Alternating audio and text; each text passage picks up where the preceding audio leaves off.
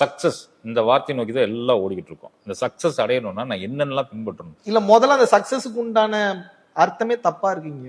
நீங்க சொல்லுங்க, சக்சஸ்னா என்ன மீன் பண்றீங்க? நீங்க நினைச்சது நடக்கணும். அது எப்படிங்க சக்சஸ் ஆகும்? இப்போ ஒரு எக்ஸாம்பிளுக்கு இப்ப உட்கார்ந்துட்டு இருக்கீங்க, நினைச்சது நடக்குது, சரி ஓகே, இப்ப நான் தான் கடவுள்னு வச்சுக்கங்கன்னு தான் சொல்ற. கடவுள் இல்ல, உங்களுக்கு வரத்தை கொடுத்துறேன். இப்போ இப்ப நினைக்கிறதெல்லாம் நடக்குதுன்னா, இப்ப ஒரு புலி வந்து என் கழுத்தை கடிச்சிருந்தா என்ன நினைக்கிறீங்க? இப்ப நடந்துருச்சுன்னா என்ன பண்ணுவீங்க? அவ்வளவுதான், முடிஞ்சு. அது எப்படி சக்சஸ்ன்றீங்க? சக்சஸ்க்கு ரைட்டான டேர்ம் தான் என்னது?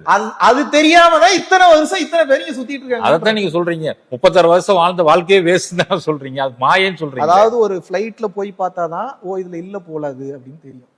ஒரு ரோல்ஸ் ராய்ஸ்ல போய் பார்த்தாதான் ஓ அது இதுல அதுன்னா எது அது ஏதோ தேடி ஓடிட்டு இருக்குதுல அது ஓ அது இதுலயும் இல்ல போலன்னு தெரியும். நல்ல பெரிய சூப்பர் ஸ்டார் அளவுக்கு ஃபேம் ஆனாதான் ஓ அப்ப இதுலயும் இல்ல போல அப்படின்றது தெரியும். அப்ப இங்க நீங்க பண்றது பூரா எதுக்கு அப்படின்னா இதுல இல்ல போலன்னு தெரிஞ்சுக்கிறதுக்கு. அப்ப சக்சஸ் ஒரு டேர்மே கிடையாது.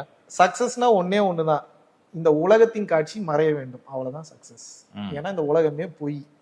இந்த உலகமே பொய்ங்கிற அப்புறம் இந்த உலகத்துல இருந்து வந்து செய்யக்கூடிய செயல்களுக்கு என்னங்க யூஸ் இருக்கு? ஒண்ணுமே இல்லை. மறைந்து காணாமல் போவதற்காக தான் இந்த பிறப்பு.